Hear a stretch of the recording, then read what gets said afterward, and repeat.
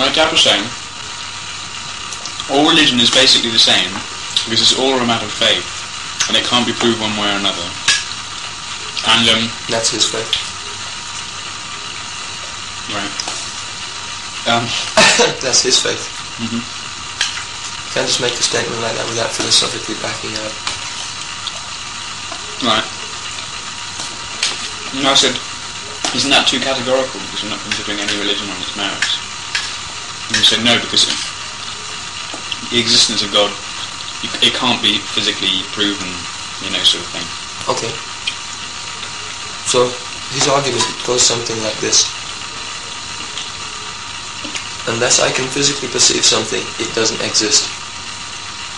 So that includes the premise that my senses are perfect, my perception is perfect, and therefore, if I can't perceive it, it doesn't exist. Mm-hmm.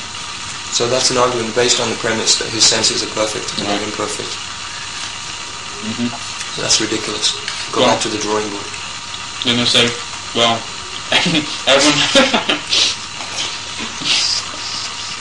do not pass go, do not collect £200. Mm-hmm. Then he'll say everyone has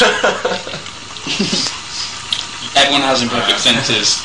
We should just try and do what we can, sort of thing. I don't know. How about that? We're all the same. No one has perfect senses, so... Does he know everyone? No. What a ridiculous statement. You can only say no one has perfect senses if you know everyone. Mm-hmm. That's true. Bhakti yoga is a process to make the senses become perfect by engaging them in their perfect constitutional activity, which is devotional service to the Lord.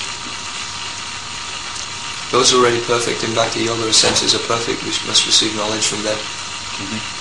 And then we can ourselves tread the path of perfection. Right.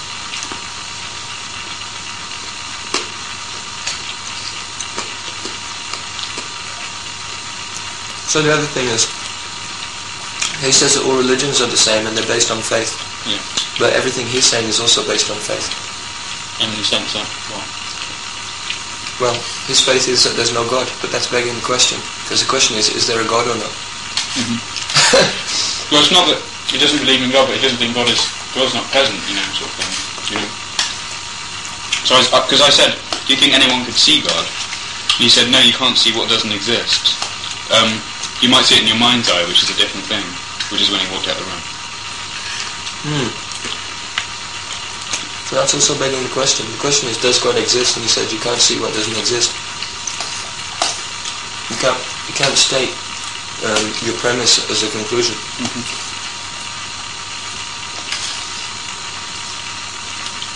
So, but what he says is faith. He said God doesn't exist.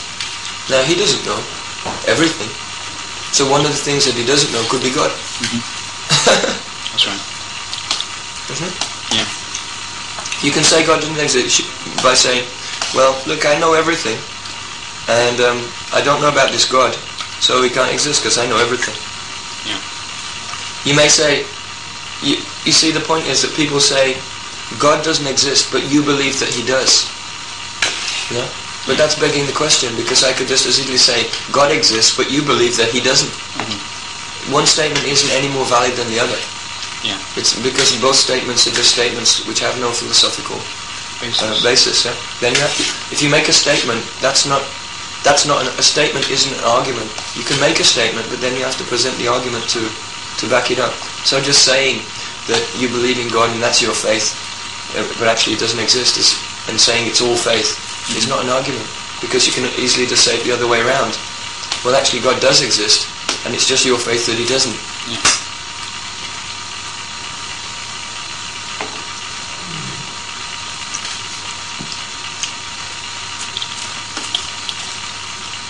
Did you say something about philosophically speaking, these things they're so immature, and the level of philosophical discussion, these kinds of statements mean you never even get out of the starting blocks. You haven't even begun to even be philosophical. Right. You said something about being the body to my dad. I was trying to explain to my dad that he wasn't the body,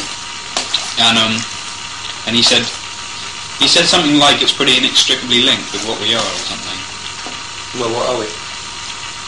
It is extricably linked with what we are. So define your terms. What is the it and what is the we? And how they're linked. That's right. You can't just make a statement as you can't present a conclusion as an argument. Well, what if I just say... And define your terms. Well, I think I am the body. How would you do? That's true. Because that's the nature of the mind in illusion, that it makes the soul identify with his body. Don't worry, if you feel like you're the body, that's normal. It's normal for anyone who lives a life of sense gratification to feel as if they're the body. But by practicing the devotional life, then gradually the feeling of not